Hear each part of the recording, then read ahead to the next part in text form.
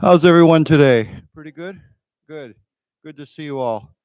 I just have to say, I was reminded once again, I complained about this before, but I'll complain about it again. When I was coming in the parking lot here for the motorcycles, there were like 4 motorcycles waiting for the, I've noticed this every day now. You know, everybody uses their smartphones for their, what do they call it? 在居 or whatever, 在居, right? Everywhere I go, there's a line at the supermarket, there's a line at the 7-Eleven, there's a line at the motorcycle because everyone's trying to get their smartphones scanned properly. So I think this is a great example of how technology doesn't make things faster, it makes things slower because everyone's having problems with their smartphones. They're trying to scan them or, and so, yeah. So anyhow, that's my complaint for today. Yeah. Okay, good. So I hope you're having a good day. We have, I was also thinking about the weather on my way over. It's so clear, but right now we're in that kind of, I guess this is the closest thing we have to spring in Taiwan. It's quite cold at night, but as soon as the sun comes out, it gets quite warm. So I noticed there's a big difference between the nighttime temperature and the daytime temperature. But I was talking to one of my friends yesterday, and he said that he thinks this is it. This is the end of winter. This is the last cold weather we're going to get. So that's his theory. I don't know if he's correct or not. But if that's true, then I think we should enjoy the cooler weather while we still have it, because, as we know, Taiwan gets hot quite quickly. So we'll see. We'll see if that happens or not. Okay, so anyhow, I thought today we would start with this article. I was looking through the newspaper this morning, and I saw several articles that looked interesting. And as I tell you, these are always taken from today's newspaper. So if you want to go home and go online and read the newspaper, or you can go to buy the actual paper copy at 7-Eleven. Either way, you can always go home and study these articles on your own. Which is a good way to do it. But also, I usually pick these articles because there's usually some vocabulary words, some new words that you can learn as we read through these. So we'll start with this one, and then we'll go to one or two other ones as well. Okay, so this one, it says, ministry to open up more jobs for foreign students. And then it goes on, it says, meeting demand under the proposal, 613 international students could be recruited to fill some of the 2,453 open highway and city bus driver positions, the Labor Ministry said. Okay, now the reason this article caught my attention is because this is an issue that I also run into every single day. I just mentioned 7-Eleven, right? It seems I've been talking to my friends, and I'm not the only one who notices it now. Often when I go to 7-Elevens or cafes, often I only see one person working there, and so it slows everything down as well. And everybody, all the restaurants, all the cafes, everybody tells me they can't find workers. There's not enough people to do these jobs, or I should say maybe not enough people who want to do these jobs, right? I think there's people out there, but people don't want those kind of jobs, those service jobs. And so we can see here, I was quite interested to see that here the government says they may open city and highway bus driving positions to foreign students, international students, which I thought was quite interesting. Okay, so here we have ministry to open up more jobs for foreign students, meeting demand. Okay, under the proposal, you know what a proposal is, right? Okay, so with a proposal, often we say, what's the verb of that, right? We say to propose, right? Okay, and sometimes we say proposition. Proposition, I think I'm saying that properly. Okay, so proposition, I think I'm writing that correctly, but it's proposal or proposition. Yeah, it's an idea, it's a plan, something you want to do. Now, proposal is much more common. As you know, there's different kinds of proposals. There's a company proposal, like in a business, you make a business proposal, like a business plan. It's an idea. Or, we talk about marriage proposals, right? Which is kind of interesting. Often it's usually it seems like it's the man who proposes marriage to the woman, who basically says, will you marry me? This is a proposal, okay? So why don't we say together, to propose. To propose. Proposition. Proposition. Proposal. Proposal. Okay, remember the accent is on the second syllable, so it's proposal. Okay, one more time. Proposal. Okay, so under this proposal, it says 613. It's a very specific number. Could be recruited. And what does recruit mean? We've talked about this before.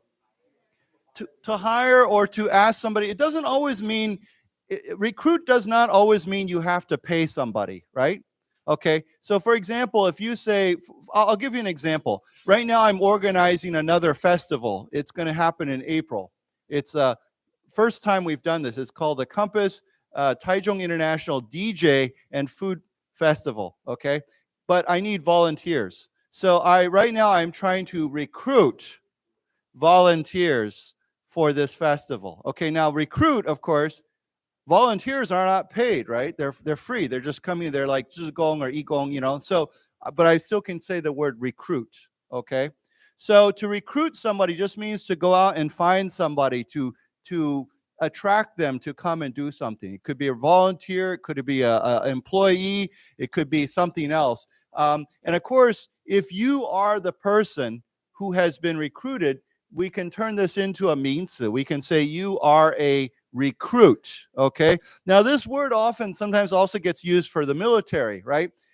If you volunteer to join the military, you know, I know in Taiwan, most men have to 当兵, right? But in America, we often say a military recruit is somebody who basically volunteers and says, okay, I will join the military. I want to serve in the military. So then they become a military recruit, okay? So why don't we say that together as a noun, recruit. Recruit. Now, of course, recruit, of course, I said noun, but it could be a verb or noun, 动词 or 名词, okay? And then recruited. Recruited.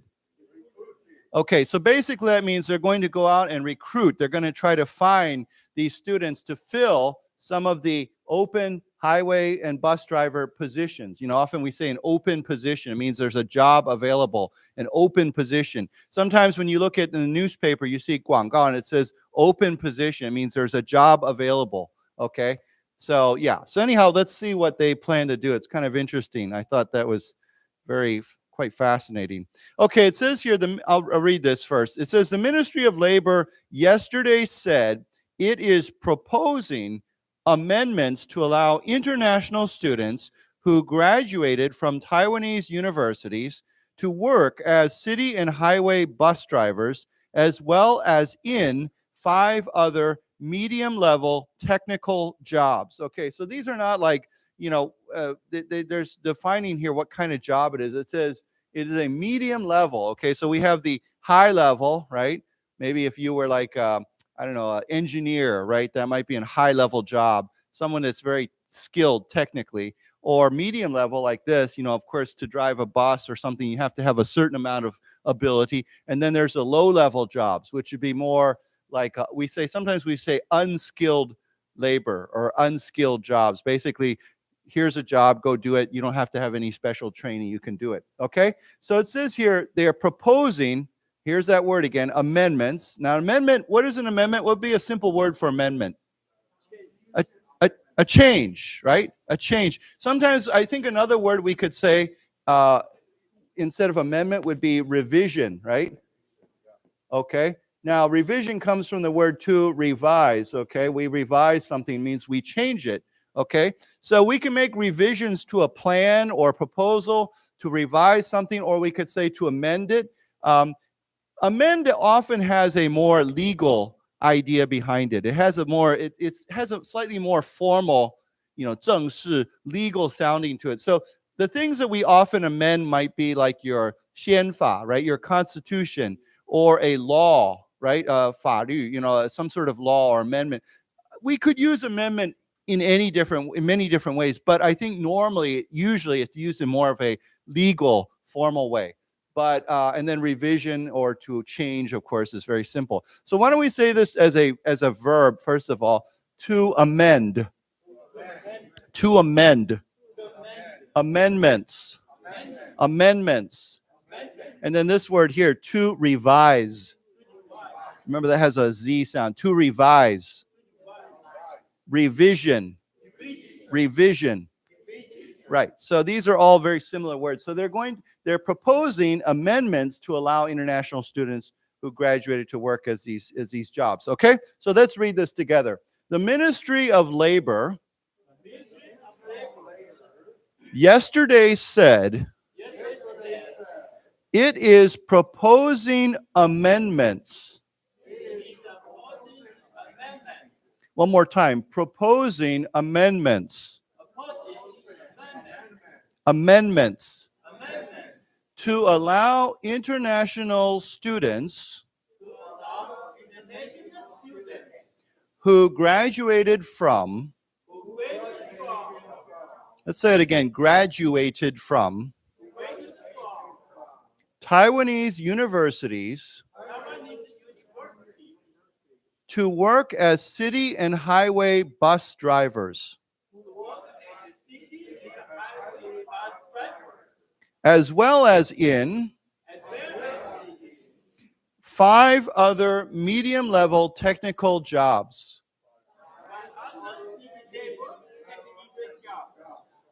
Let's say that last part again. Medium-level technical jobs. Right. So these would be, yeah. It's interesting because I normally would not think of a bus driver as medium-level technical job, but I think it makes sense, right? You have to not just learn how to drive a bus, but there's probably some other technical skills you need to know about a bus, the vehicle and how to maybe some, to fix the engine. I don't know. There might be other things. Yeah.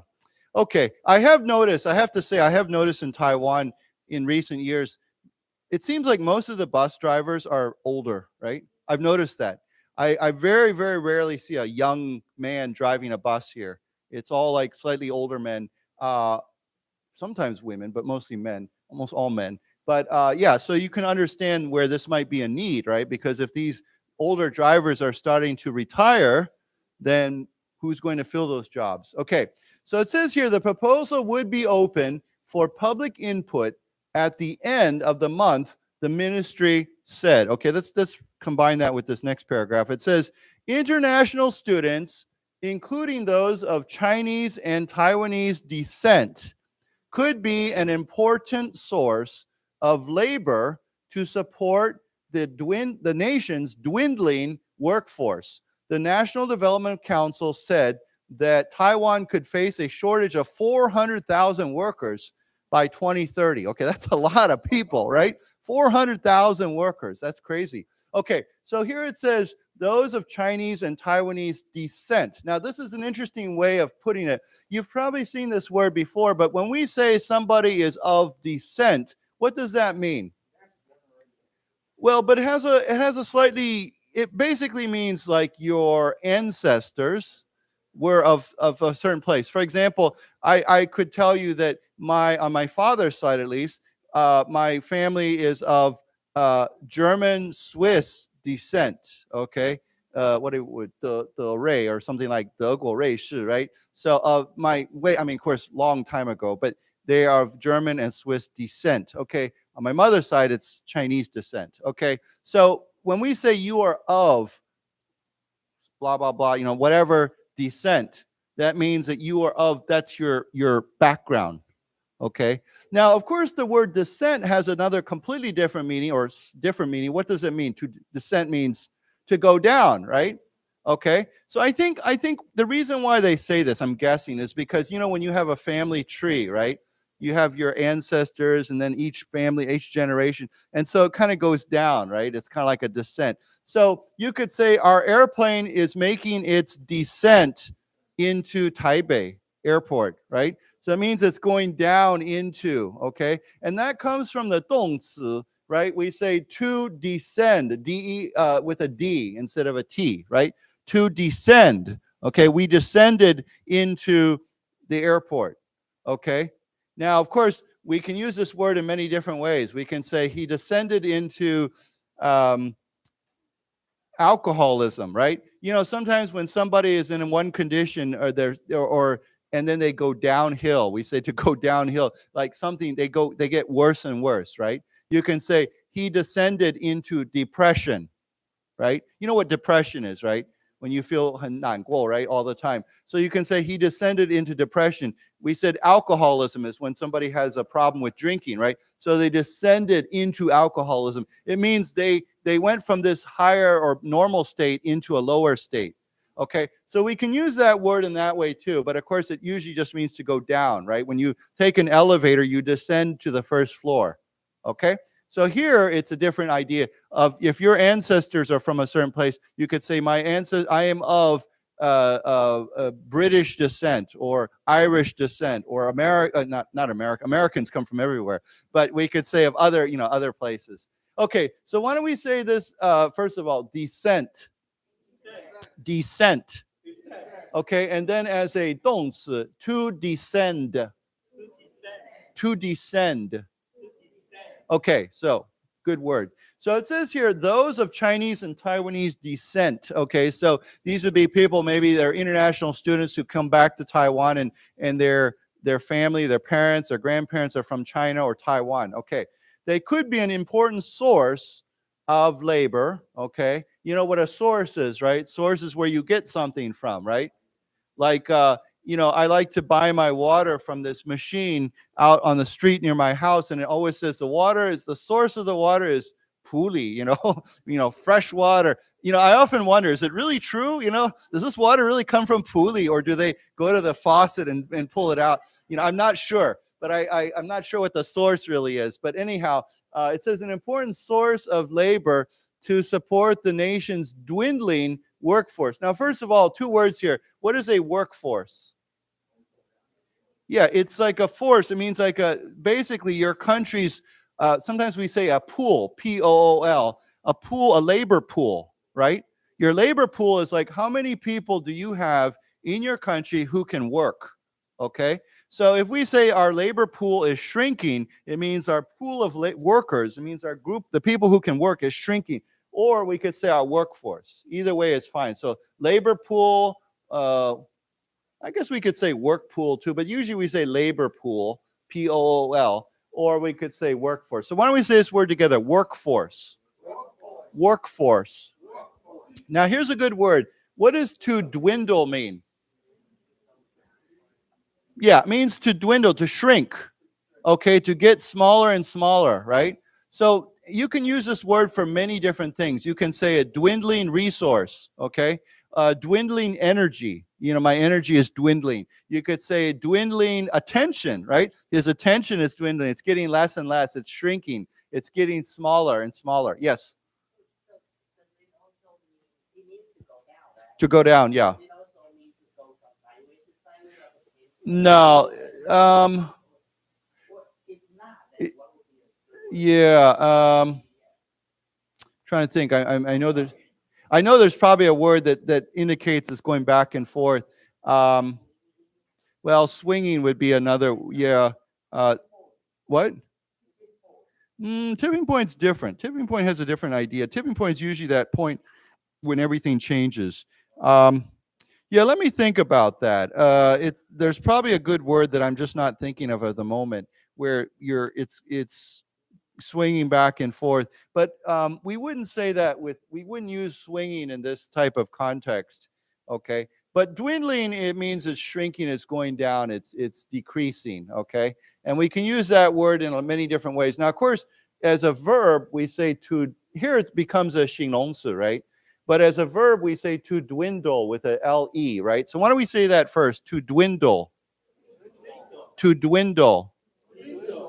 Dwindling. Dwindling. Okay, so the nation's dwindling, or we could say shrinking. I think another way would simply be to shrink, right? Shrinking. Okay. Now, of course, sometimes I know when you buy a new shirt, and you take it home and you put it in the washing machine and you wash it, it shrinks, right? It gets smaller. It comes out and it's smaller. Maybe it's too small for you to wear, but we call that shrinking. But of course, here we can also say shrinking workforce. It's getting smaller and smaller. Okay. So then it says the National Development Council. What's that called? It's called the okay, so that the nation could face a shortage, okay, shortage of 400,000 workers by 2030. So that's a lot of people. Okay, so let's go back to this and start here and read from here. It says here, the proposals would be open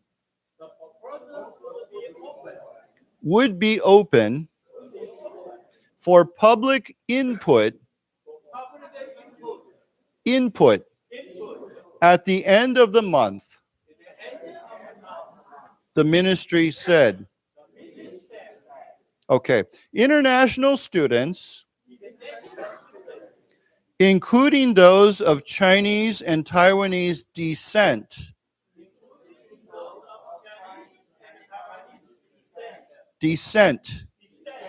could be an important source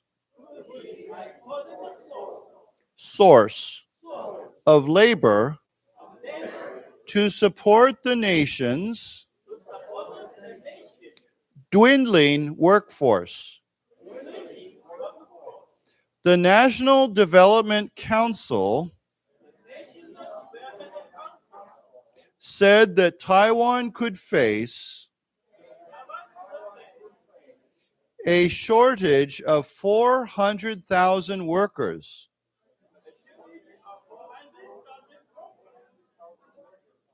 Let's say it again, 400,000 workers by 2030. Okay, I forgot to mention a word. I think you all know this word, but input, right? It's a good word, right? So, often when we have a meeting, I might say, well, I want some input from you. Please give me your input. What does that mean, basically? Opinion, yeah. What do you want to tell me? What's your opinion on something? So often we use this word, like, especially if we have you're talking to your friend about an idea you have, and you say, well, could you give me your input about on my idea, right? What do you think about my idea? So input, opinion is the same. Now, of course, input also has a technical meaning, like when you are programming a computer, right? If you're working on a computer, you input information into the computer, because then input becomes a 动词, right? You say input, and then of course the opposite would be output, right? What comes out, what goes in, what comes out. And that this word, I believe, I could be wrong, but I believe it originates with computers, because we input and output information. Something goes in, something comes out. But now we use it for a lot of different things. But when we want opinions, we always say input. Please give me your input. Okay, so that's a good word to use. Okay, so it says, oh, that's a photo caption. Okay, so let's go on. It says, last year the Labor Ministry allowed international students to stay in Taiwan and work as housekeeping staff to address a labor shortage in the hotel and accommodation industry. However, no one applied, as the Tourism Bureau Administration has yet to provide training. Okay, so we got a problem. They said, you can do this, but there's no one providing training. So this is a problem. Okay, so it says here, what is housekeeping staff? Is it keeping your house? No, what is it taking care of? Clean your what? Yeah, but it's usually used in a very specific place. And not your bedroom. Well, I mean, you could say housekeeping. I mean, it could be at home. But normally this word, when they say housekeeping staff, they don't mean someone is going to come and work in your house. They're talking about someone that's going to go work where? Hotel, exactly. So housekeeping staff is a staff that works, employees that work at hotels to clean hotel rooms. Okay, I'll give you a perfect example. As I work for 康百视 杂志, COMPASS magazine, so often I go and do 采访 for new hotels, or I visit a hotel and they show me their rooms, right? The 公关, 经理 will take me and show me their different kinds of 房间 to see what they look like, right? And it's very, very interesting. There is one thing that every single hotel does, is whenever they're showing me around the hotel, every time they come to a room, to show me even if the hotel is brand new, even if there's nobody there, they always knock on the door and they say housekeeping.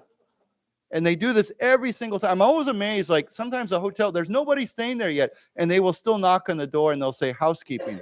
Because why? Because if a housekeeper can go into a hotel room at any time, right?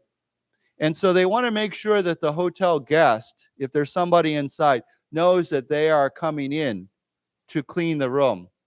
Now, of course, I know at hotels you can put a special sign on your door that says "Do not disturb," right? Or do not change the bedding. Means you don't have to come in. Of course, if, So they want to warn you that they're coming in because they can unlock the door. They have a way to unlock the door. So they always knock on the door and say housekeeping because they want the guests to know that they're coming in to open it. So it's funny because I notice they do that for every single time they open a door. Yeah. What? Yeah. Yeah. Right. Oh, really? Well, maybe that's why they're doing it. Maybe they're afraid of the gway or something inside, and they want to make sure that. Yeah, I didn't know that, but yeah. So anyhow, maybe even the spirits need to know about housekeeping. But yeah, so housekeeping, again, you could say that somebody is a housekeeper and they could work in your home, right? I mean, that's possible. But when they talk about this, 99% of the time they're talking about hotels, people who clean hotel rooms. So your housekeeper in the hotel is somebody who comes in and cleans your room.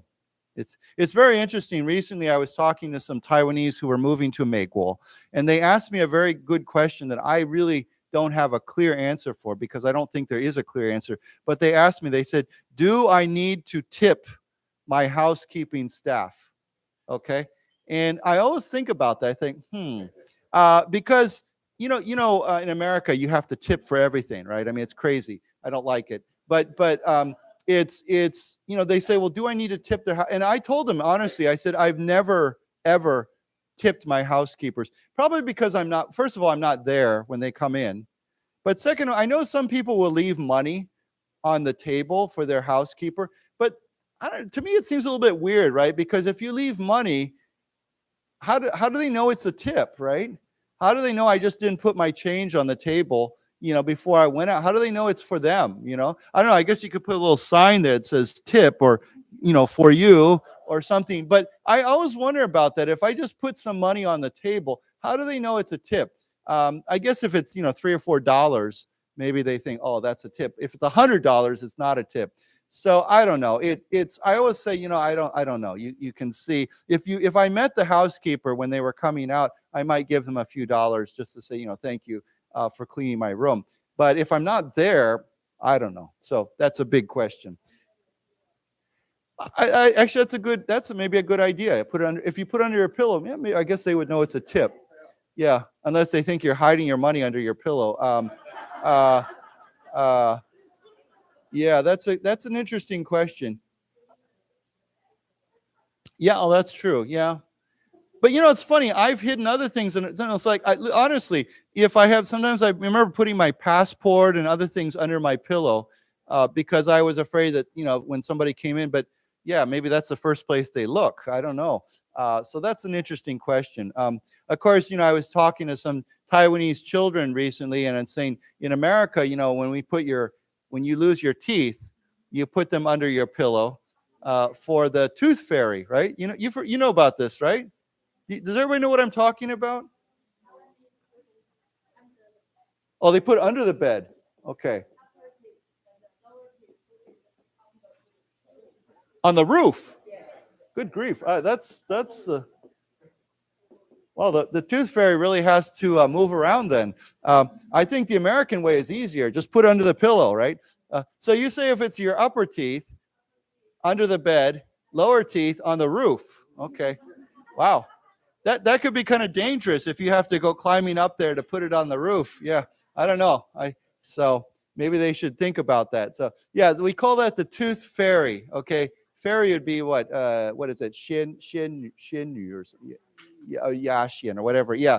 So yeah, we say when you lose your teeth, you put it under the pillow, and then next day you wake up and there's money there, usually, hopefully. Yeah. So why don't we say together, tooth fairy. Tooth fairy. Okay, so let's get back to this. Let's read this together. Housekeeping. Housekeeping. And the person that the job we say is with an ER, housekeeper. Housekeeper.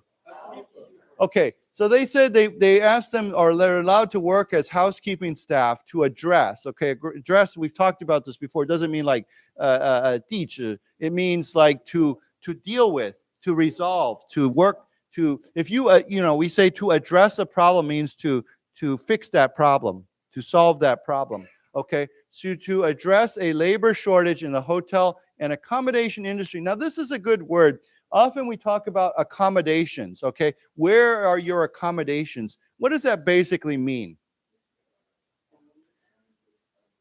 Yeah, it means where are you living? Where are you staying? Okay, so actually, when we say hotel, a hotel is a kind of accommodation. But, nowadays, of course, to accommodate, of course, means to allow someone to do something, or to cater to, yeah, basically. But accommodation is like where you stay. Now you could say, have you found accommodations in Taichung? And you say, oh yeah, I'm staying at a hotel, or I'm renting an apartment. Okay, that would also be in a kind of accommodation, right? It's a place where you're living, where you're staying. Now it could be short term, it could be long term. Okay, in Taiwan now there's this company. It's very popular globally. It's called Airbnb. Have you heard of this? Right? Where somebody has their apartment and you can just stay there. You go online, you book it, and then you just stay in their apartment. So that's a kind of accommodation as well. It's not a hotel, but it's an accommodation. Okay, so let's say it together, accommodation. Accommodation. Okay. Okay, so let's read this together. Last year, the Labor Ministry allowed international students to stay in Taiwan and work as housekeeping staff to address a labor shortage. Let's say it again, labor shortage in the hotel and accommodation industry. Let's say it again, accommodation industry. However, no one applied,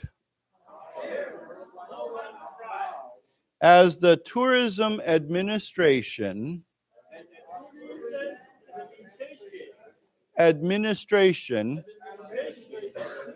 has yet to provide training. Okay. Yeah, I'll be honest with you. If I was graduating from a university, I don't know if I'd want to work as a housekeeper or staff. I feel like I've just spent 4 years, majoring in business or, something else. And now I'm going to work as a housekeeper. I don't know. To me, that seems like I know they're very important for the hotel industry, but for university students, I think, I don't know. That's my opinion. But yeah, we'll see. Yeah. I mean, a job's a job, right? So maybe some people need a job and it's available, and that's fine. Okay. Okay, so let's go on. It says the ministry said it would propose amendments to labor regulations to ease restrictions on the recruitment of international students in medium-level technical jobs after the Ministry of Health and Welfare, the Ministry of Transportation and Communications, and the Ministry of Economic Affairs identified jobs that need to be filled. Okay, so here we have, they would propose, of course, here's that word, to propose, to put out an idea, a proposal, amendments, changes to the labor regulations. What's another word for regulation? Rule or law, right? A law, labor laws, okay, to ease restrictions. So ease, we could also say what? What's another word? What's the best? Also starts with an R. relax. I think relax is the best word. We relax some regulation. We relax. It means we don't, often it's not the idea that we completely delete it or we don't completely stop it, but we make it more open. We ease it. It means we loosen it. We make it looser. It's still there, but we make it a little bit more open. So it's not like we completely end that law or stop that law or whatever, but we ease it. We ease restrictions. Of course, a restriction would be like 限制, right? To a restriction on the recruitment, here's that word, of international students in the medium level technical jobs. And then there's all these 政府部门. We have the Ministry of Health and Welfare, which is the 卫福部, okay, and then the 交通部, and then we have the 经济部, right, economic affairs. So these are all different 部门. Okay, so let's read this together. The ministry said it would propose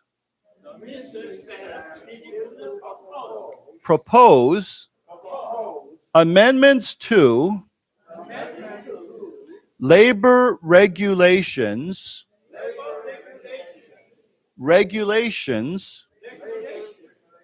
to ease restrictions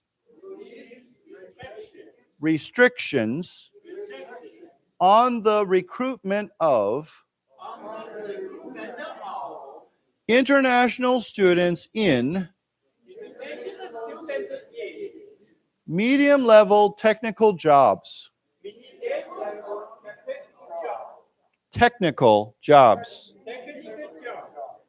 After the Ministry of Health and Welfare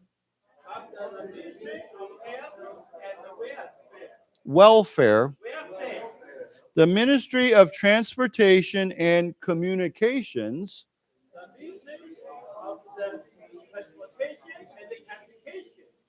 let's say those two words again. Transportation and Communications and the Ministry of Economic Affairs identified jobs that need to be filled. Right, okay.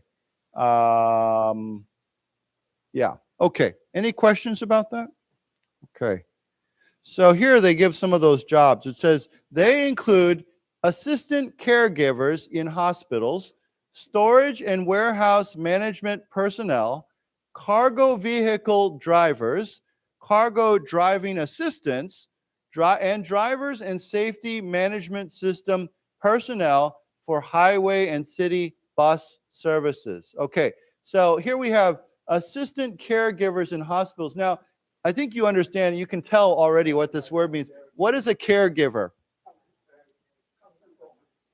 Yeah, someone who gives care, right? I mean, so many foreigners work already as caregivers for at homes, right? For older people, often senior citizens, maybe they cannot take care of themselves, right?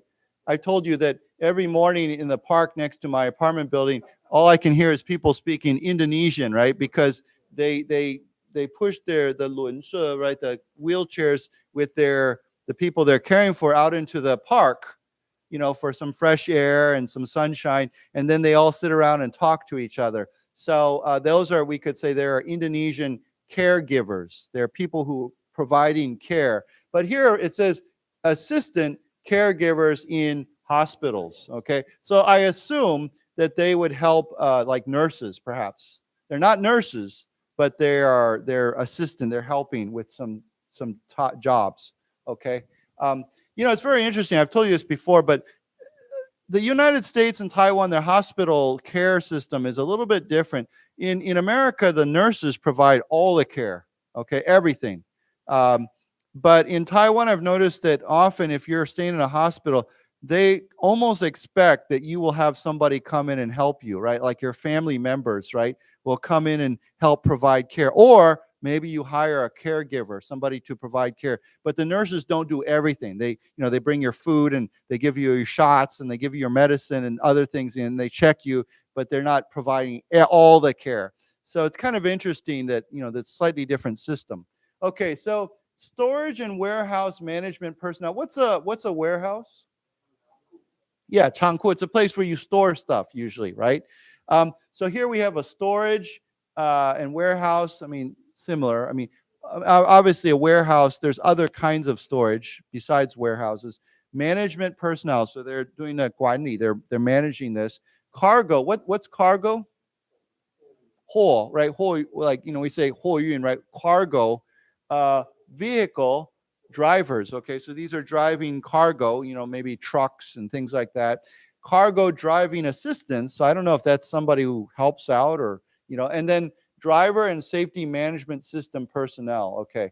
So, yeah, personnel, of course, is like, 人力, it's like the people who do something. It's not one person, but personnel is like the people, the employees, the people who work in that job. Okay? Any questions about these? Okay, let's say that one word up there above, caregivers. Caregivers. Okay, let's read this then. They include assistant caregivers. Caregivers in hospitals. Storage and warehouse. Management personnel. Personnel. Cargo vehicle drivers. Let's say it again. Vehicle drivers. Cargo driving assistants. And drivers and safety. Management system personnel. Let's say it again. Management system personnel. For highway and city bus services. Okay. I was just writing, I wrote the, every month for my magazine, I write a note from the 发行人. There's a special note in there. And I was just, this month in March, the cover story is about the city bus system, okay? Taichung bus system. And I was, in my note, I was writing about, I remember when I was a very, very, very small, like under 5 years old, I still remember riding some very, very old buses in Taipei.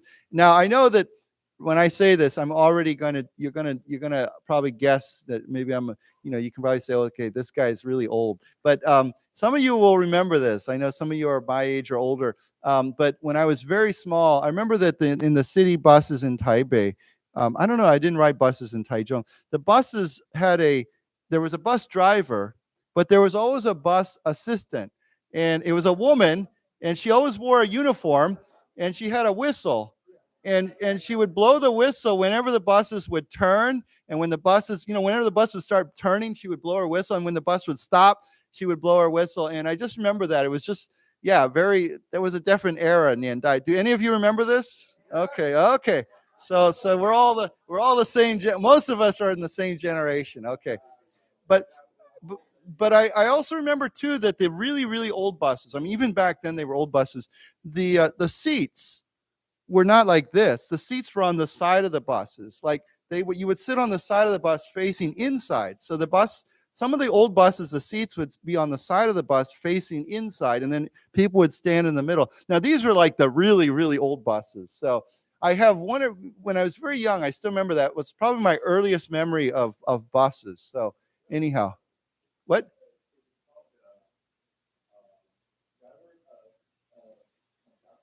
Yeah. I think actually that's a good way of putting it. So we would say a conductor. Now, conductor is still a word that's used on trains. Okay, so in Taiwan, the trains all still have conductors, right? Even the 高铁, the high-speed rail. When you're sitting there, often they come walking down the aisle, right? And sometimes they want to check your ticket, right?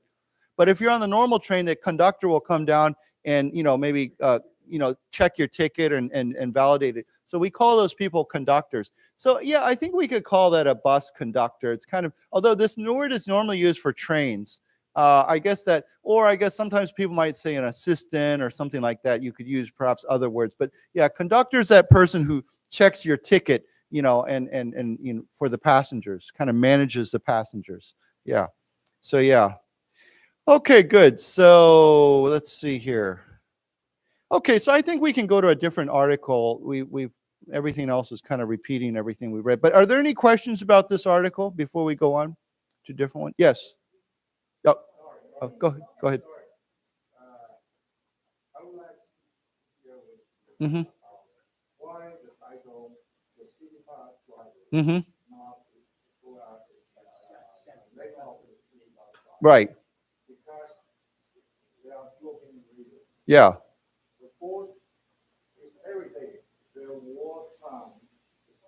Very long.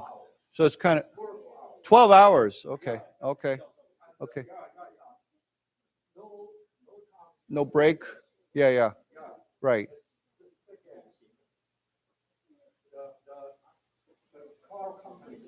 Yeah. Insurance, right. Okay. Right. Right. So it's like the minimum insurance. Okay. Yeah. Mm-hmm. Mm-hmm. So pleasant. Right. So yeah. Bus driver. Yeah. Oh, really? They have to wash their buses. Okay. Yeah.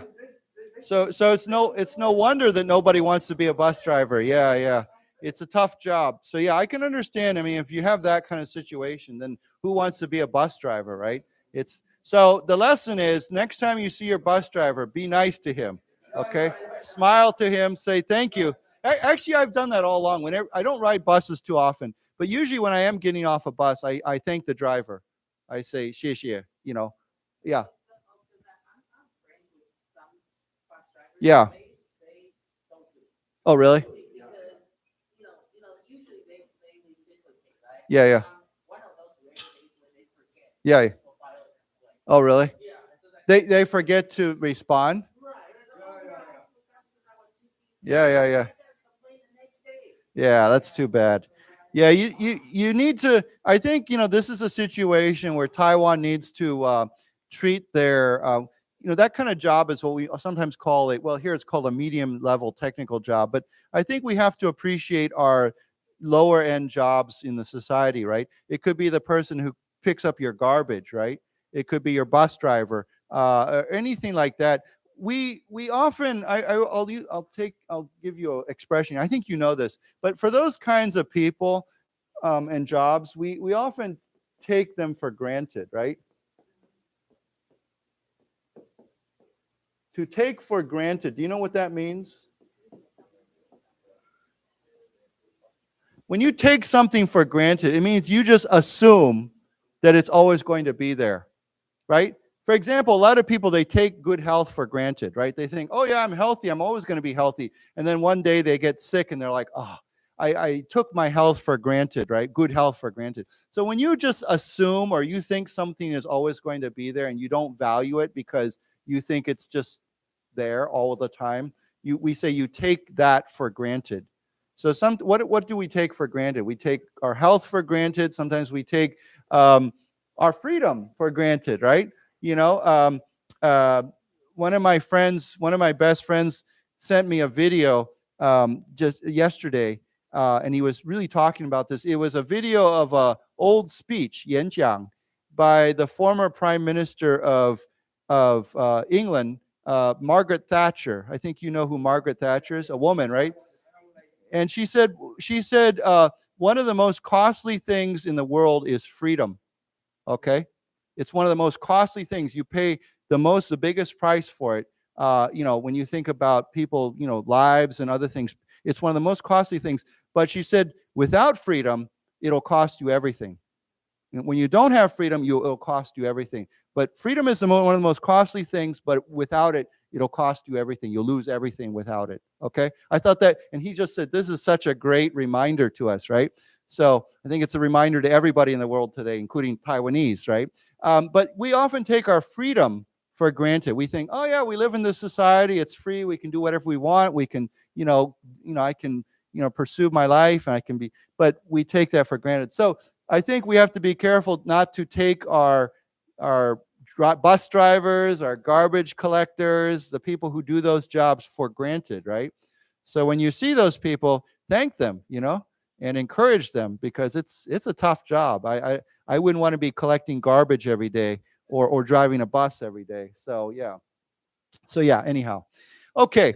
Actually, I always enjoy talking to taxi drivers, because it's very interesting to see what they do, how they became taxi drivers, how long they've been taxi drivers, where they live, what's their situation. Sometimes they're retired, sometimes from their other jobs, sometimes they're supporting their families. But it's very interesting, though. That's another job that may not be so good sometimes. So yeah.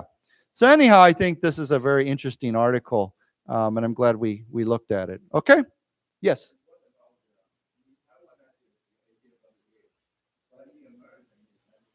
Yeah. Yeah. You mean taxi drivers?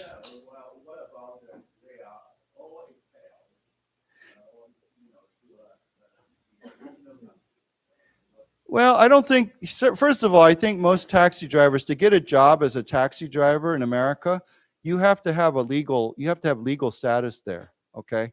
So a taxi company is not going to hire basically somebody who's in the country illegally.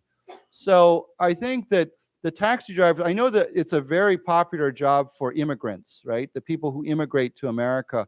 Like, it's almost, people even joke about it. I mean, when you go to like New York City and you get in a taxi sometimes, it seems like most of the drivers, English is not their first language. They might come from, Zhongdong or Africa or somewhere else. It's a very popular job. But I do think it's important to remember that to get that job, you have to have some sort of legal status, right, to work that job. They're not just going to say, oh, yeah, sure, we'll give it to you. Taxi companies will have to look at your paperwork. What do you have, a social security number? Do you have all those things before they're going to hire you? So I think, yeah, right now Donald Trump is the government is making a lot of there's different ways of saying it. Some people call them illegal aliens. Some people call them undocumented immigrants. Basically, these are people who have come into America without legal paperwork, right? So I think that it's very important to remember this, because a lot of people get very emotional about this, and they say, oh, it's not fair, you're kicking people out. But the problem is, over the last several years, we've had tens of millions of undocumented or illegal people coming into America, and we can't sustain that. I mean, it's not the right way to do it. Now, I think if America needs to maybe, amend or change its immigration system so that we can allow more people like that to legally come into our country, whether they come from Mexico or South America or China or somewhere else, there should be a way for them to come in legally that is more open, and that would be a good thing to do. But at the same time, we just can't just say, okay, Bin, you can just come across our border and stay here and work here. That's not acceptable either. For most Americans. I think that's why, one of the reasons Donald Trump was elected by such a good margin is because of this issue. This is one of the biggest issues that Americans are concerned about today, is people who are, I'll write this for you. Sometimes the more traditional way is people say illegal aliens. Okay? But sometimes people say undocumented, I guess you could say aliens or workers, or we could say immigrants. Okay, these are all different ways of saying these things, but the more traditional word is illegal alien, because they're alien. What does alien mean? Not 外星人. It means it means alien. Like I have a 居留证, 永久居留证. It's called an alien residence certificate that allows me to stay in Taiwan because I'm an alien, right? Not an alien from Mars, but yeah. So illegal aliens would be the more traditional way, but sometimes people think that sounds a little bit harsh. So let's change it to undocumented. Undocumented means you have no document, right? You have no, document like a passport or something like that. Undocumented worker or immigrant, okay? Immigrant or alien, we could say that either, okay? Yes? Migrant is just someone who's moving from one place to another. So migrant, there's many kinds of migrants. Migrant is a very broad word, right? If you like to move around the country a lot, let's say you move from the West Coast to the East Coast, you could be considered a kind of migrant, right? Yeah, because immigrant means you're coming from outside the country, but migrant could mean, like we say sometimes a migrant worker is a worker who moves around to different parts of the country. That's, for your information, that's, here's the word, actually here we have the word, right? M-I-G-R-A-N-T, okay, migrant. M-I-G-R-A-N-T, migrant. Migrant means to migrate, to move around. So to migrate, I think you know this word. Besides people, what else migrates? Birds. Okay, to migrate. So birds, many, not all birds, but many birds migrate every year, right? They go in the summer, they go north, and in the south, in the winter, they go south, right? So we call those migratory, T-O-R-Y, migratory birds, okay? Or we can say the birds migrate every year. They move from one place to the other. They go back and forth, okay? So birds migrate. I don't know if any other animals, some fish migrate, right? Like salmon, they migrate, they move around. So anyhow, to migrate is a very general, broad word, okay? But yeah. So why don't we say these words together? Illegal aliens. Aliens. Undocumented workers. Okay, let's say that first word again. Undocumented. Okay, and then immigrants. Immigrants. To migrate. To migrate. Okay, take them for granted.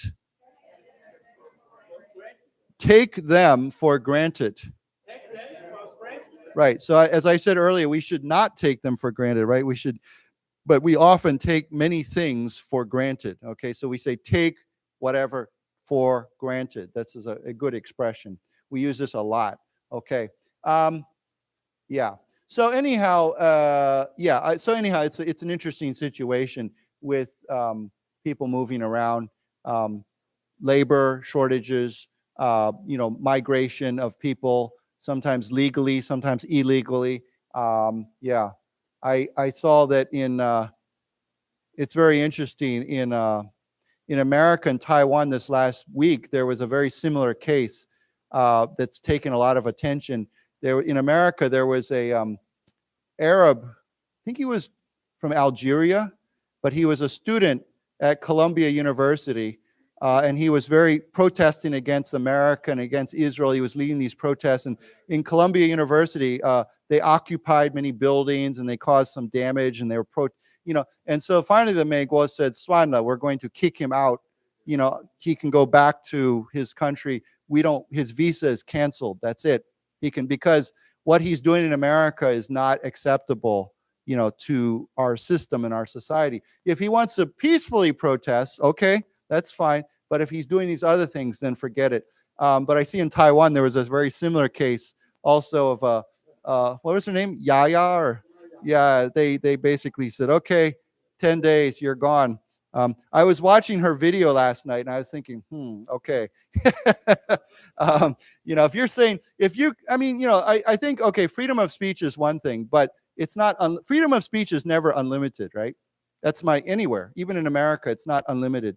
So if you come into a country as a guest and then you start saying, we support military action against this country, we support somebody to come over and take over this country, that's not acceptable, right? You can't do that. Basically by saying we want another country to attack this country, it means people get killed, right? You're advocating the overthrow of this government, and you're saying we want a war here. We want another country to come and invade. So there's a word for that. We call that, it's a good word, and we haven't taught this. We call that subversion, or we can say S-I-O-N. subversion or subversive, okay? Subversion is when you basically are trying to overthrow the government. You're trying to undermine the system. Or you can, subversive is a 形容词. So if you use subversion or subversive language, you know, in many, not all, but many countries, it's illegal. You can't do that. You know, you can't simply say, I come in, I want to overthrow the government. Now, sometimes there's a different standard between people who are citizens of a country and people who are visiting that country as their guests from that other countries. And in both these cases, either the guy from Algeria or the Taiwanese, the Chinese woman here, neither of them had like a 身份证 or, you know, citizenship. They were like still considered guests, right? So it is kind of something that we need to kind of think about is, you know, what is acceptable and what is not acceptable. And of course, free speech is very good. It's a core value, but I think it's not unlimited. We can't just, you know, say whatever. It's not unlimited. You know, we can't say, you know, I can't say, for example, I can't tell everybody that one of you committed a crime when you didn't, right? That's considered libel or slander, right? I can't just say, well, he murdered somebody. I can't announce that to everybody if you didn't, of course, because that would be, that's not free speech, right? That's undermining somebody's character. So I do think that it's kind of an interesting debate right now is what is acceptable and what is not acceptable. But yeah, I noticed that there are several, most of those YouTube channels I watch with the Chinese wives, they love Taiwan. They're like, Taiwan is great. Taiwan's wonderful. Taiwan's better than China. So I think with those, you know, that most of them I've watched, they're okay. But then there's a few that are like, you know, China is better. Taiwan needs to go back to China. China needs to come over here and invade Taiwan. And I'm just like, ugh. So yeah. Yeah, I would consider that a bit subversive. Why don't we say that word together? Subversive. Subversive. Subversion. Subversion. I forgot actually to mention the 动词. The 动词 is to subvert. Okay? If you subvert something, basically, it's kind of like the word, let me write that too. It's kind of like the word to undermine. Right? If you undermine somebody, it means you're usually kind of underneath. You're basically trying to make them collapse. You're undermining something. For example, if I dug a big 挖一个很大的洞 under this building, I would undermine the foundation of the building and the building might fall over, right? So we can undermine a building, we can undermine a country. Basically, you dig underneath of it and you create something that makes it collapse. So we could say it's undermining it and subvert, although subvert often has more of a thinking, it's ideas, okay? You subvert with ideas. You use ideas to undermine a country or a system or democracy. You come in underneath and you say things to subvert that system or country, you know, that, yeah. So anyhow, it's an interesting situation. Yeah. Mm-hmm.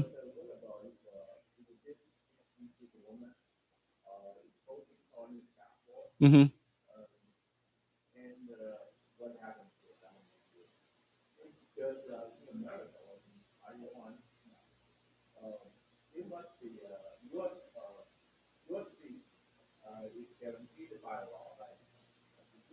Mm-hmm.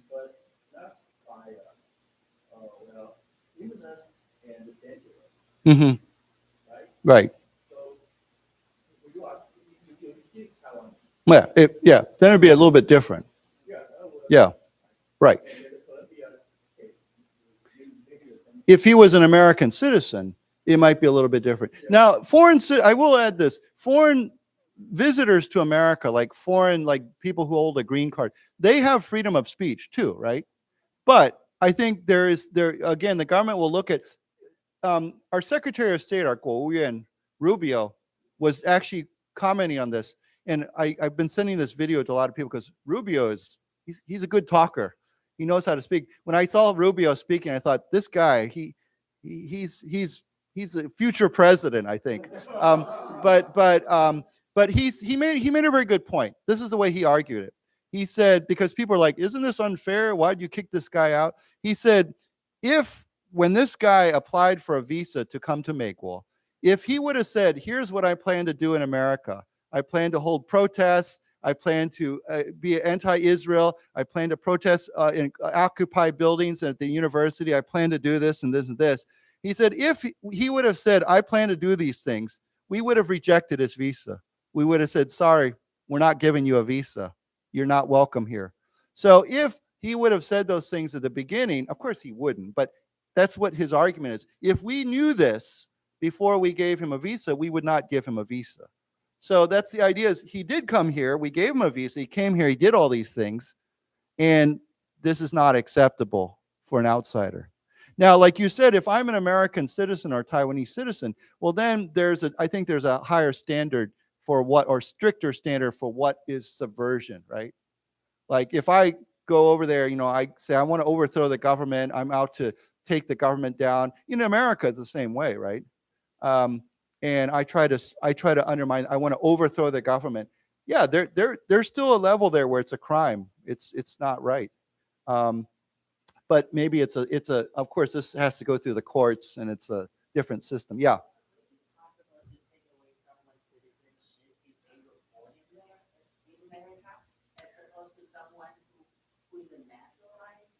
Yeah, that's a good question. I don't know the exact law on that one. Yeah, that's a good question. But to my knowledge, if you are a born U.S. citizen, I think it's extremely rare for someone to have their citizenship revoked.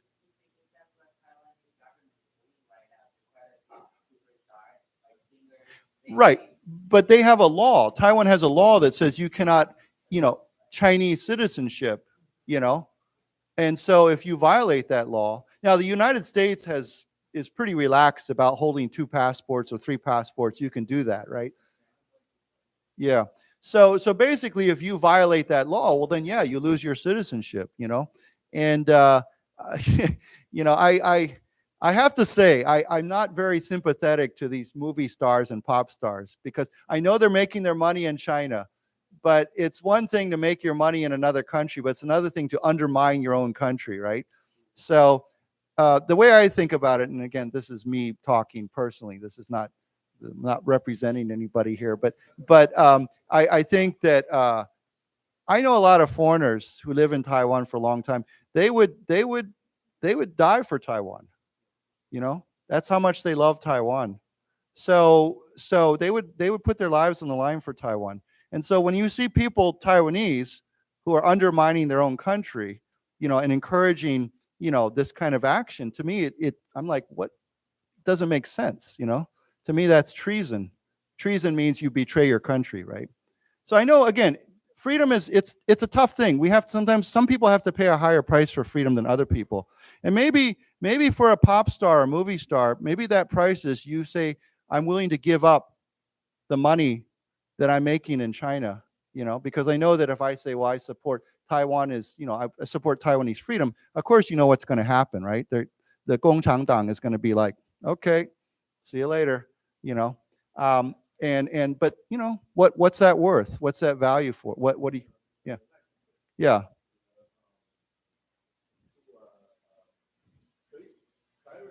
Yeah.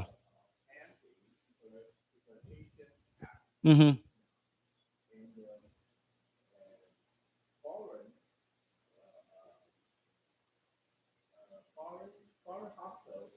Mm-hmm. Mm-hmm. Right. But the point is, there aren't many other people that I know of, that I've seen, that are hostile to Taiwan. It's not like the Philippines is not trying to take over Taiwan. Korea doesn't want to take over Taiwan. United States doesn't want to take over Taiwan. There's only one country that is being hostile to Taiwan at this point. And you know which country that is. So, mm-hmm. Mm-hmm.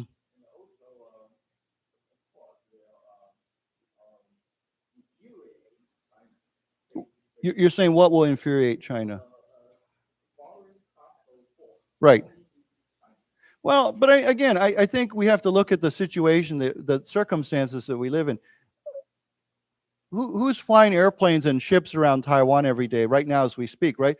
there's only one country that's acting hostile towards Taiwan. So to me, I feel like we've already passed that point. I don't care what they think, you know. They're being hostile to Taiwan and us, right? So I don't really care if they're offended. They're already offended. They're offended by everything. And I think that with powers like that, whether it's, if you give them too much, if you give them a little bit, they take more, right? So I think if we say, let's say, okay, I'm going to be nice to you because I don't want you to be angry. And then they say, okay, well, then I don't want you to do this. And then I don't want you to do that either. And by the way, you shouldn't do this either. And I want you to do this from me. This is what happens. So I don't know. Again, this is me talking. So yeah, this is Doug Habecker speaking. Yeah. I'm representing myself. Okay. Yeah. But I agree. It's a very difficult line to walk, we say. When you walk on a line, a straight line, it's very difficult to walk on a line like that because of course, Taiwan is a democracy and Taiwan is an open country, and we have to protect that too, right? Those freedoms. So it's a difficult line to know what is upholding our system and protecting our freedom and what is not. And what measures do we take and what measures can't we take? And, where's the line? This is a tough thing, right? But I will say this. I think it's great that Taiwan is an open country where we can debate this, right? We can have a big discussion about this. And people in this group, I'm sure some people would agree with what I said and some people disagree with. And you can go and talk to your government. You can talk to the Li Fa Yuan. You can talk to your president. You can talk to your leaders, and you can say, I agree with you or I disagree with you. And we have that freedom to do that. And we can revise the system as we see fit. And that's what freedom is, and that's what a democracy is. I guarantee you that Chinese woman, if she goes back to China and says, we want to overthrow the government, what would happen to her? You wouldn't see her anymore, okay? She'd be gone, okay? So I think that this is the system we live in, and we need to protect it. That's what I think. Yeah. Mm-hmm. Mm-hmm.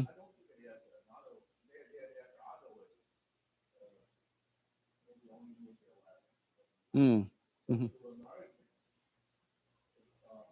Support Taiwan's nuclear weapon program. Yeah. Yeah, I think I would say the answer right now would probably be no. It was no about 30, 40 years ago. But some people are starting to think that way again. I know that's become a recent way of thinking. But again, I think that depends on, even people say what Japan or Korea would consider nuclear weapons if they don't feel like they get enough protection from the United States. So yeah, it's a debate. It's a question, but it's a debate for the Taiwanese people to decide too, maybe. So I don't know. It's an interesting question.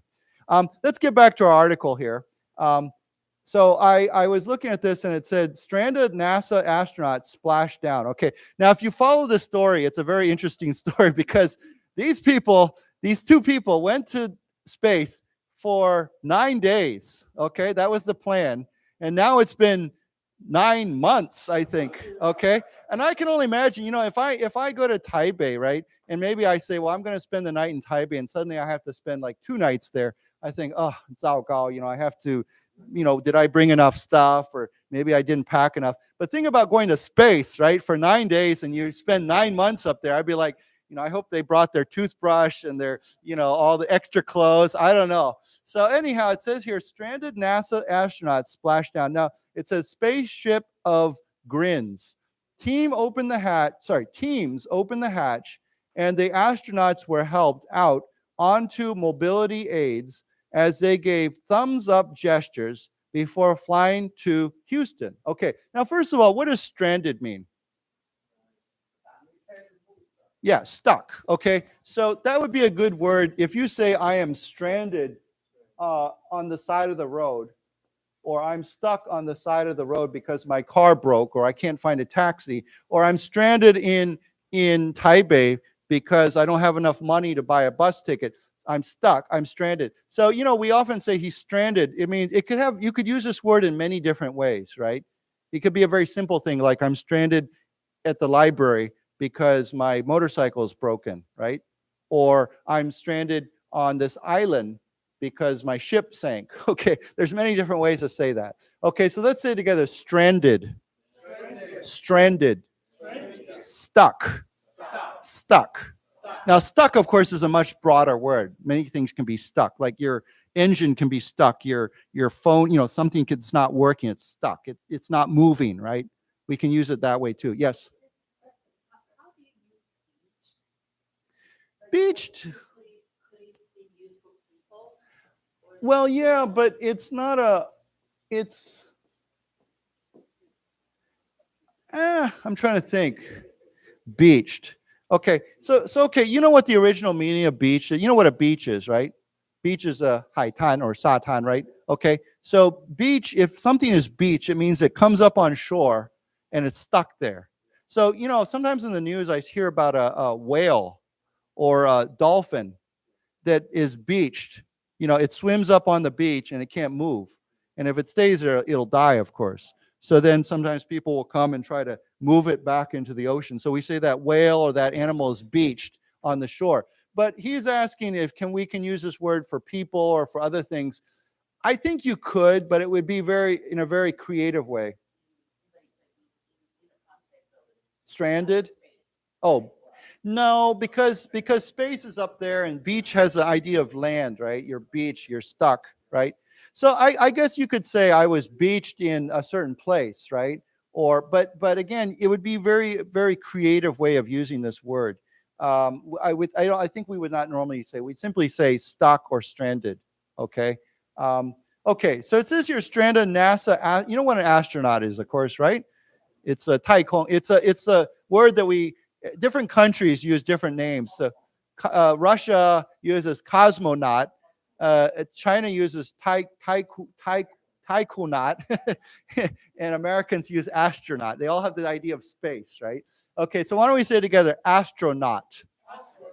Astronaut. Okay, and not, of course, I think you know where that word comes from, right? Like when we say nautical, it means sea, like a voyager. So nautical refers to the sea. Like if you use a nautical map, it's like a map for the ocean, right? And so from that idea of the sea or the ocean, we have this idea of, because often we use words for the ocean, like high, we use them for space, the same, right? Because whether it's flying an airplane or a spaceship. So anyhow, that's where that word comes from, nautical. Why don't we say it together, nautical? Nautical. Okay, now splashdown, I think splashdown means when astronauts come back from space, they splash down into the water, right? They go into this, well, not always, sometimes they are on land, but of course, if it was on land, we would say what? What could we say? We could say they touchdown, Touch, touchdown, right? But if they land in the water, we could say they splash down because there's a splash, right? Okay.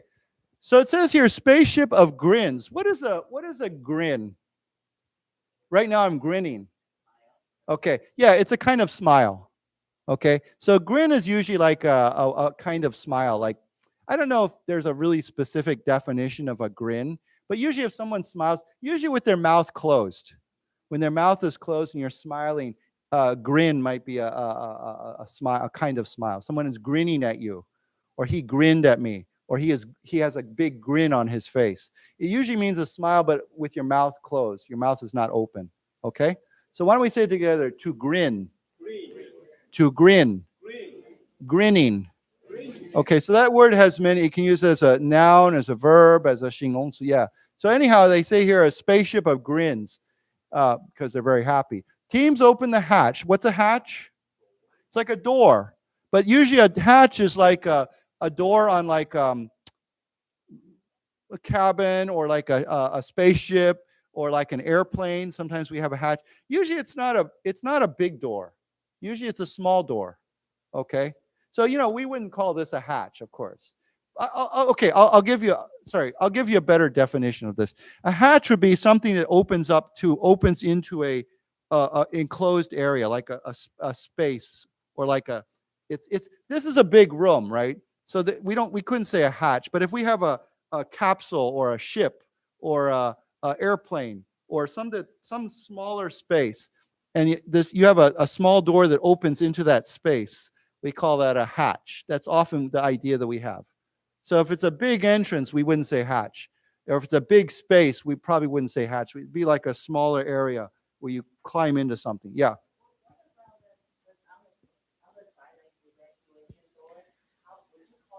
Not really. Hatch has the idea of you're going into a small space or small thing, object, okay? But yeah, we just say evacuation or emergency exit or door or whatever you could say. But yeah, everybody understand that? Hatch, okay? So I was just thinking about that. That's a completely different word, okay? So when you have an egg, right, like a 鸡蛋, right, and the chicken comes out, the baby chicken comes out of the egg, we say the egg was hatched, okay? The egg hatch means that the egg was there until the chicken came out. Or, I mean, there's other kinds of eggs too, like even snakes, right? They hatch. So when something comes out of an egg, a living animal comes out of an egg, we call that the egg is hatched, or it was hatched from the egg. So basically, the egg hatched, or the animal was hatched out of the egg, or, we can use that word. So it's to come out of an egg. It has to be an egg. So we're not hatched, right? We're not hatched. Chickens are hatched. Snakes are hatched. And some other animals are hatched, but people are not hatched. We're born, right? Okay? So there's a difference between being born and being hatched. Chickens are not born. Okay, they're hatched. So I think you understand my idea, right? Okay. So yeah, that's another meaning for this word, hatch. Okay? So teams opened the hatch, and the astronauts were helped out onto mobility aids. Now, mobility means what? Movement, okay? Mobility means to move. If you're a mobile, M-O-B-I-L-E, mobile means it's a 形容词, it means you can move, okay? So if you break your leg, you are not mobile, okay? You have to sit at home and maybe rest in bed. But once your leg heals, then you become mobile again, okay? So what's the opposite of mobile? Yes. So immobile, some people say immobile. Okay, I think you can say mobile or mobile. That word can be pronounced with a long I or short, mobile or mobile. Either way is okay. So immobile means it is not able to move. So you could say, right now I'm immobile in my bed because I'm sick. Okay?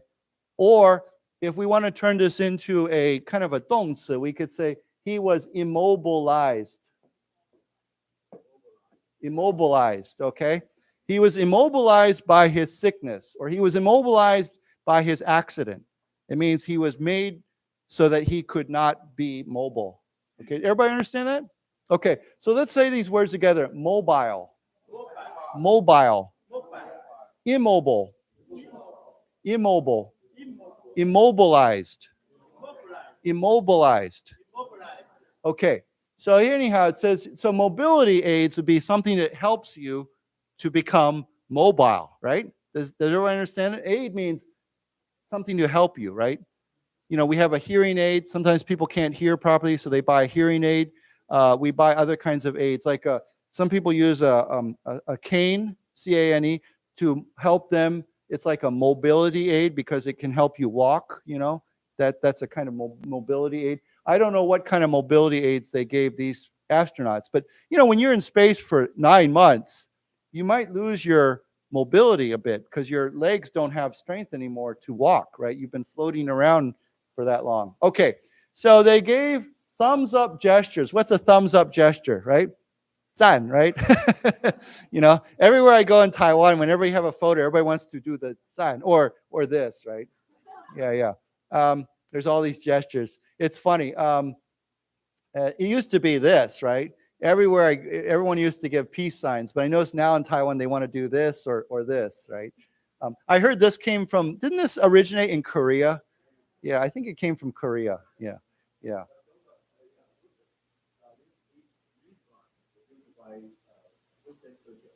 Winston Churchill, yeah. No, UK also. I know what you're going to say. Yeah. So, but this is, I'll tell you, this happened to me just the other day. I won't say which restaurant this was, but I was taking photographs for the 康百视杂志, and I went into the restaurant. I asked the 老板 and his chef. I said, could I take a picture of you in your kitchen? And they're like, yeah, sure, no problem. You know, they were very friendly. And I took a couple pictures, and then I went home and I looked at the pictures. And in one picture, the chef, the 师傅, was doing this. Now, if he was doing this, it's okay. But when he turned his hand around like this is like that, okay? It's like your middle finger, okay? Not in 美国. This is in 英国 or 澳洲, in UK, UK, British countries. When you turn your hand around like this, with your back of your hand facing somebody, it has that meaning. It's like using your middle finger, okay? And so I saw the chef was doing that. I don't think he meant it. I don't think he was meaning it. I think he just turned his hand around. I thought, I can't use that photo. Because if somebody from Ingor or Aozhou sees that, it's like somebody, So yeah, I thought that was kind of funny. But yeah, if in America, if you did this, Americans don't know what this means. They think you're doing peace sign, right? Or something. This means hang loose, take it easy, yeah. In Taiwan, it means sick. Yeah. Yeah. I don't know. I've never heard about that from the UK. Okay. But yeah, in America, if you do this, it means take it easy, relax, Yeah. It comes from Hawaii. The 冲浪, people who like to surf. Surfers would do this. It means the word that they use, the expression that they use in Hawaii, in Hawaii, when they do this, it's to hang loose. And hang loose is just a way of saying take it easy, relax, hang loose, okay? So yeah, people do this. It's a positive thing. It means, often they'll shake their hand a bit like that, okay? Hang loose. Okay. So yeah, just be careful when you go to the UK, don't do this, this is okay. This is not okay. Okay. So yeah. So anyhow, here we have a thumbs up gesture, okay? It is interesting, I do a lot of 跨文化训练. When you do go to different countries, you have to be careful about your gestures because they could mean something different. I actually have heard in some countries this is not good. You should not do this in some countries, a few countries. I think most countries, they understand this, but maybe it means something bad in another country. I don't know. I'm not going to go there. Okay, so let's read this together. Gestures. Gestures. So gestures are movements you make with your hands or your arms, right? I can gesture. If I wave my hand, that's a gesture. If I do this, that's a gesture. If I do that, those are all movements that I make with my arms and my legs, or sorry, my hands. But I will say this, a gesture can also be something you do for somebody. For example, if I say, he helped me fix my car, that was a very friendly gesture. Okay? It means it was a friendly action that somebody did for me. Or a very polite gesture would be to help someone's chair, pull their chair out for them when they sit down, right? To help them sit in behind that would be a polite gesture. So in that regard, gesture does not actually always have to be a physical movement. It can be something that you do to help somebody, or to show your friendliness or politeness, a friendly gesture, a polite gesture. It doesn't actually have to be a physical gesture. It could be something that you do, okay? Does everybody understand that? So let's say it one more time, gesture. Gesture. Okay, so they gave a thumbs up gesture before flying to Houston, means everything's okay. Let's read this article. It says, after an unexpected 9-month stay in space, a pair of NASA astronauts finally returned to Earth on Tuesday. Okay, so it was unexpected. Of course, we could say besides unexpected. What else could we say? It was, we could say it was unplanned, unexpected. Those would probably be the best words because So anyhow, let's read this together. After an unexpected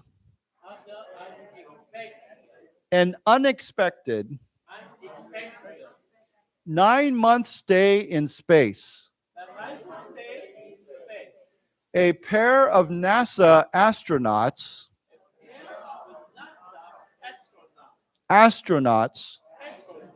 finally returned to Earth on Tuesday. Okay.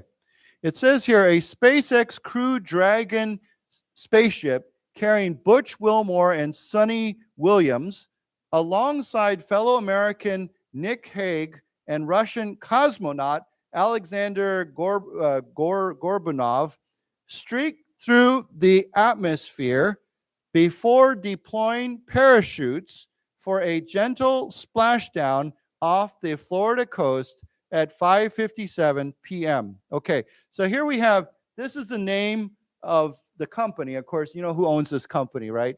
Elon Musk, yeah. And it's called a Crew Dragon spaceship. I love this name, Dragon. I think it's a cool name for a spaceship. Okay, so carrying Butch. Okay, so here are the two that were stranded alongside. Of course, alongside means with. Simply, it's another way of saying with or next to, right? You can say, I joined this dinner alongside my friends, right? With my friends. So why don't we say together, alongside. Alongside.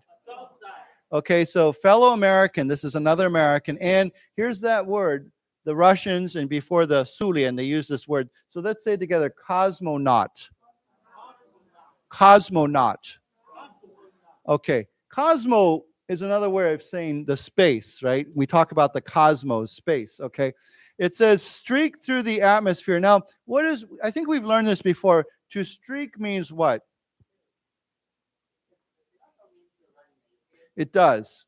It's funny you thought of that, but but yeah, to streak means to move very quickly through space. So what, often we say the lightning streaked through the sky, okay? The train, the high-speed train, the Gaotie, streaked through the station. It means to move very rapidly, very quickly, okay? So things will streak, okay? I think streak originally has the idea, it's an idea that's connected to light, liang, it's streaking, the light, streak through but here it's to move very quickly. So why don't we say it together, streaked. Streaked. Okay, now he mentioned something that's very funny. A streaker is S-T-R-E-A-K-E-R, is somebody who likes to run around with no clothes on, okay? And I'll tell you, where do you see this? You always see this. The most common place you see streakers is, professional sports games. Now, this doesn't happen in Taiwan. It's never happened in Taiwan, I think, right? But in Ingguo, and sometimes in America, you'll be watching a game like a baseball game or a football game on TV, and suddenly some person, usually a man, comes running across the field with no clothes on, right? And all the police and everybody are chasing them, right? And I think it's a joke, right? It's for fun, but of course they don't, the police will arrest that person, but they do it to get attention, yeah. So we call that a streaker, or they streaked across the baseball game. Okay, so yeah, I don't know if that will ever happen in Taiwan, but I know it happens in America and the UK. Okay, so streak through the atmosphere. And what's atmosphere? Yeah. How do you say that in Chinese? Yeah. So, there's an atmosphere around the earth. Now, in a more general way, what can we use this word for? The environment, right? So if I go to a restaurant and I say, wow, the atmosphere is really nice, it means the 环境 is very nice, right? Or you can say this restaurant has a very high-end atmosphere. It means it's very, 高级, right? It's a very good atmosphere. Or you can say the atmosphere in this classroom is very friendly, right? It's 很友善. It's very, 热情, it's very friendly. So we can use this word in many different ways to basically talk about the feeling or the 环境 of a place. Okay, so let's say it together. Atmosphere. Atmosphere. Okay, so actually, you know what a sphere is, right? It's like a ball. Like the earth is a sphere. It's three-dimensional. It has to be, it's not a circle, but it's a three-dimensional, like a globe, like a ball. Okay, it's a sphere.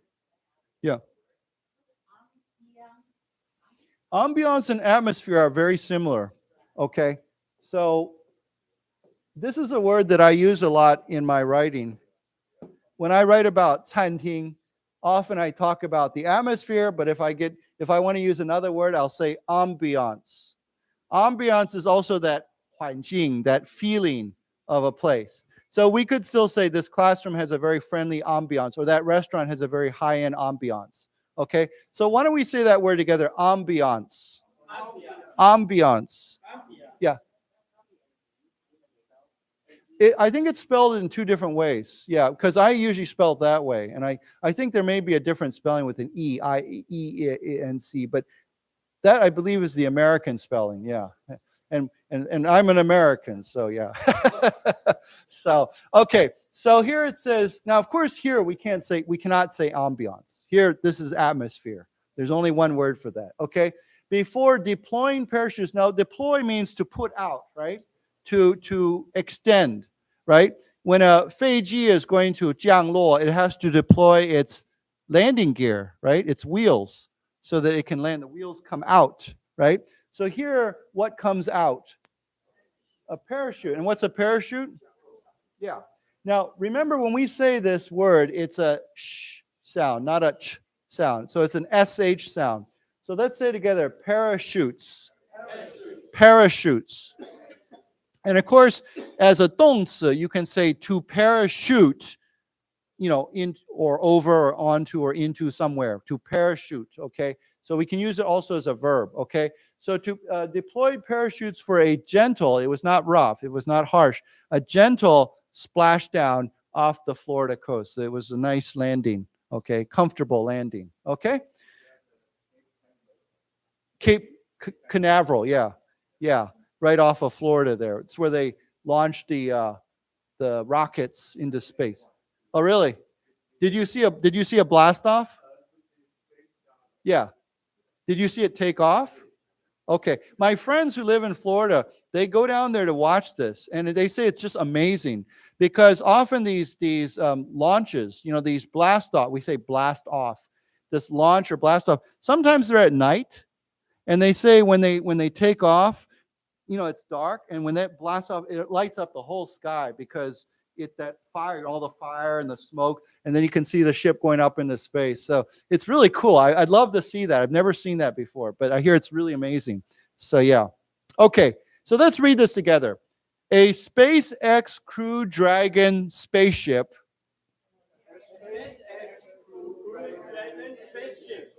carrying Butch Wilmore and Sonny Williams, alongside fellow American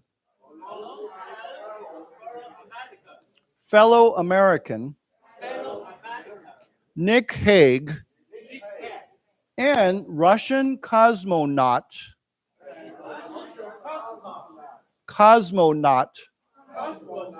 Alexander Gorbunov streaked through the atmosphere.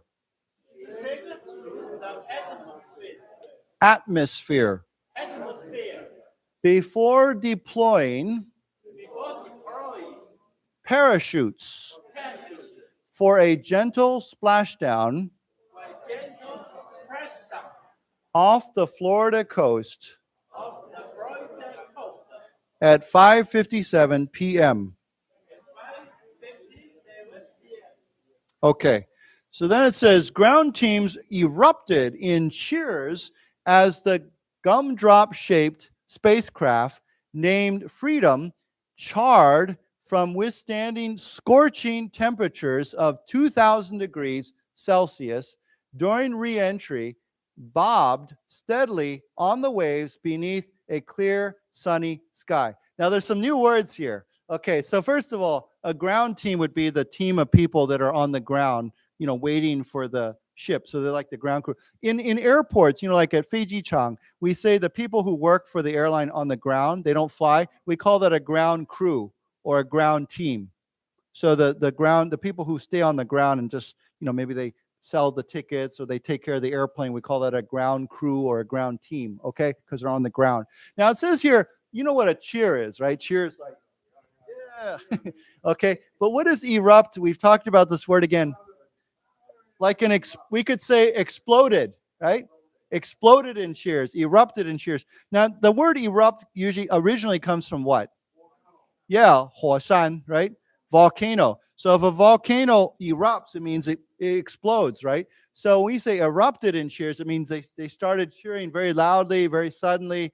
So an eruption or an explosion is very sudden and usually very strong, very loud, okay? So here they erupted in cheers. So let's say together, erupted. Erupted. Okay, as the gumdrop-shaped spacecraft. So here we have a spaceship or spacecraft, okay? But here's very funny. What is a gumdrop? Yeah, it's a kind of candy, 糖果, and it's like it's usually hard, 硬的, and you put it in your mouth and I think it's usually hard. There's a soft gumdrop. When I think of gumdrops, I always think of hard candy. But anyhow, do you know what a gumdrop? When we say a gumdrop shape, usually it's kind of like this, kind of square. Or I don't know, maybe more like this. I don't know, I don't know. I think a gumdrop is more that way. It's kind of squarish, kind of a square candy, but it could be kind of more oval shaped. I don't know. I don't know, 谁知道? You can go buy some and figure it out. And it's very funny because I'm trying to think. It's not 口香糖. It's not gum. It's not chewing gum. It's a candy. It's 糖果. So. Yeah, it's a gum. We say a gum drop, maybe because I don't know. Yeah, who knows? So anyhow, let's say it together: gumdrop. Gumdrop. So we say the spaceship is gumdrop shaped. It's shaped like a gumdrop. Okay. So the name of the spaceship or spacecraft is Freedom. Okay. And then they describe it. They 形容 what it looks like. It says charred from withstanding scorching temperatures. So this is a good word. What does to char mean? To be burned, okay? So what some people, for food, what do they like to char? Barbecue, right? Like you have the, what is it? 猪小排, right? Or 牛小排. Or your steak, 牛排. Okay? So if you char your steak, it means it's a little bit black or brown on the outside because of the fire, right? It burns it a little bit. So when something is burned on the outside, we say it's charred, okay? If there was a fire and you put some wood in the fire and the wood was charred from the fire, it means it would be burned. It would be black on the outside. Now, of course, I think charring your food is probably not always very healthy, right? Because, they say it's not good to overchar but means burned on the outside, okay? Everybody understand that? Okay, so what? Yeah, we call that. Yeah, they call it, Burger King they call it charred grilled, char grilled, CHAR grill. Grill is to 烤, right? So it means they use real fire, 火, to burn the meat. And so it's a little bit brown or on the outside, hopefully not black, but brown. But, McDonald's, they don't char grill their burgers. If you look at it, they just like fry it, right? It's on the grill, we say the tie, it was like a tie pan or something like that. Anyhow, I prefer Burger King. Yeah, actually, no, I shouldn't do that. I do like the Big Mac too. The Big Mac is okay. I don't know. What is it? Yeah, I've heard of it, but I'm not familiar with it.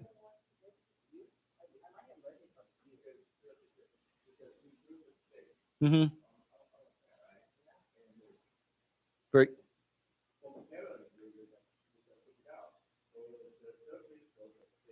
Is blue? Okay. 一番手. Okay. I will say if I saw my steak came out, if it was blue, I'd probably say you have to 丢掉, right? Because it looks like it's spoiled, but it sounds good. Yeah. 一番手. Okay. So why don't we say it together? To char. To char. And then here it's charred. Okay, so let's say it too. Charred. Charred. Okay, so why is this charred? Why is the spaceship charred? It's a charred from withstanding. Now, if you withstand something, it means you you endure it. You go through it, right? What do we withstand? Recently we've been withstanding very cold temperatures, right? If you say I withstood the heat, it means I endured. So remember, the word endure means to go through something. To what? Bear. Yeah. I guess you could say to bear. Yeah, that's not bad. We could say to bear something. Not like a bear, but yeah, there's a 动词. But yeah, to bear something, to endure something, to withstand something. Okay, so, but it means to go through it successfully, right? If it destroys it, well, then it's not withstanding it, right? So I'll give you an example. Sometimes when you buy a plate or a bowl or something for the kitchen, it'll actually say this bowl or this thing can withstand heat up to 500 degrees. It means it can endure, it can go through heat up to that level.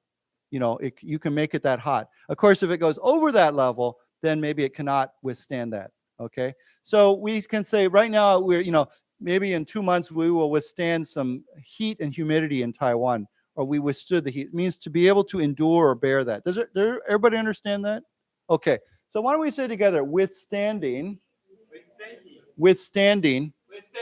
Okay, now here's another word, scorching temperatures. I think we've learned this before. What does scorch mean?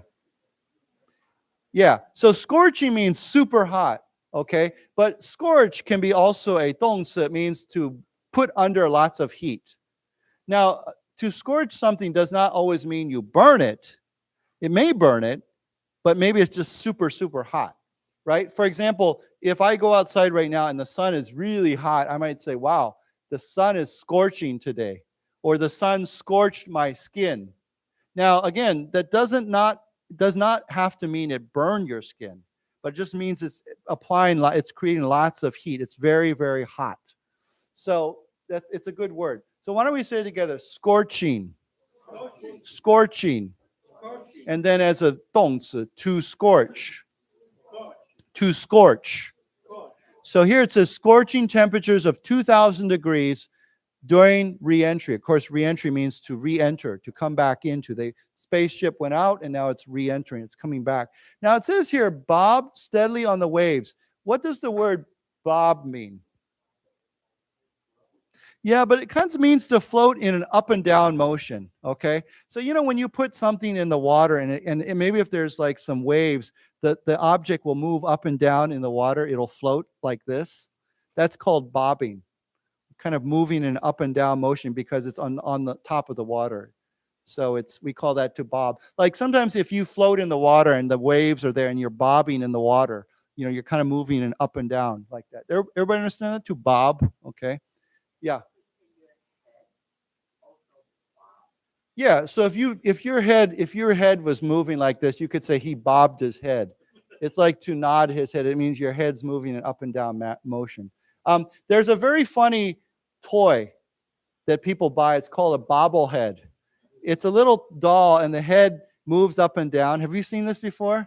And you buy it. It's kind of 很好笑, right? The head is often very big and then it has a spring.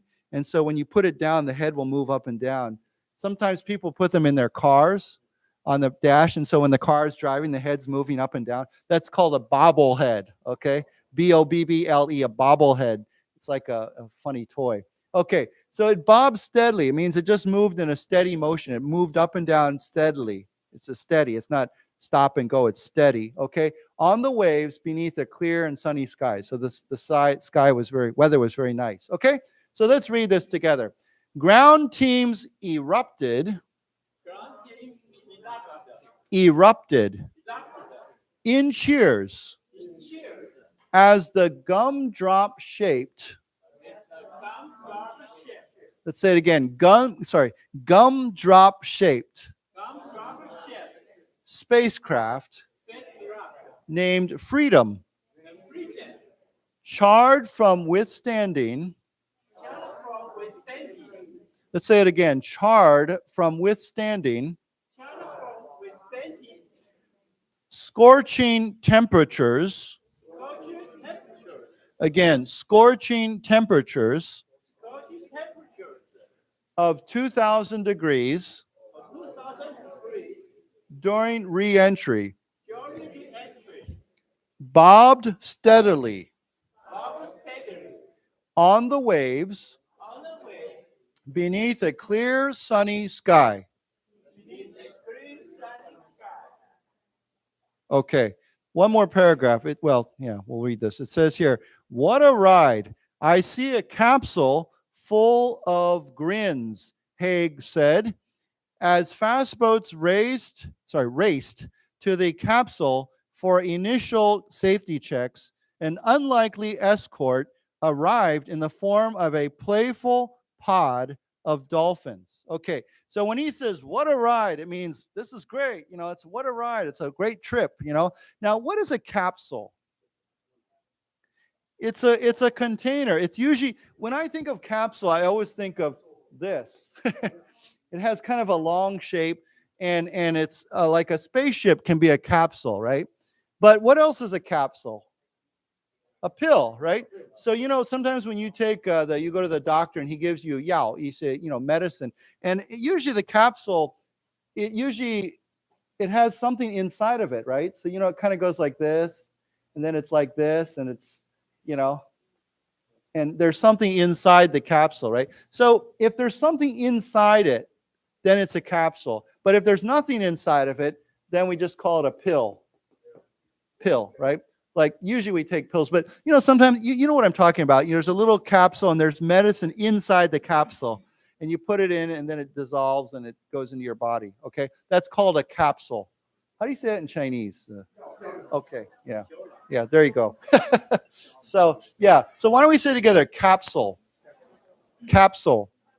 Okay, so he's saying everyone's really happy. Okay, so it says as fast boats race to the capsule for initial safety checks, an unlikely escort arrived. Okay, unlikely means surprising, right? So a surprising escort for this spaceship that came to join the spaceship arrived in the form of.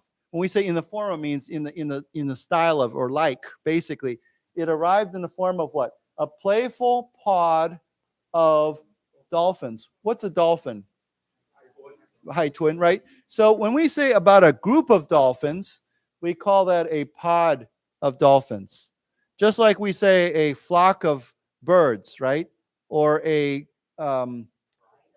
pride of lions, or a school of fish, right? Or a pod of dolphins. Now it's funny, we don't say a school of dolphins, we say a pod. There's a special word for that. Okay? So a pod of dolphins. Why don't we say together dolphins? Dolphins. So a bunch of dolphins showed up to escort this capsule in the water. Okay? So let's read that, and then we're out of time. So let's read this. What a ride. What a ride. I see a capsule full of grins, Haig said.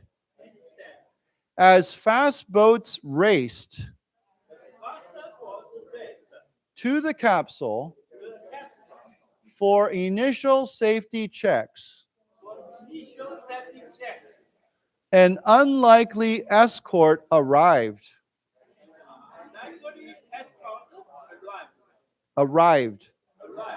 In the form of a playful pod of dolphins. One more time, a playful pod of dolphins. Right. I think you all know escort means someone who is with you, right? Like you can say, he escorted me to the train station, right? Means to go with you, okay? And this has many different meanings. I mean, it could be like it could be a person, it could be a army, it could be a ship. Anything that is accompanying you to go with you is an escort. And that can be used as a 动词 or a 名词. You can say, he escorted me to the train station, or he was my escort to the train station. We can say it either way. Okay? So that's all we have time for today, but good talking to you today, and we'll see you next time. Thank you.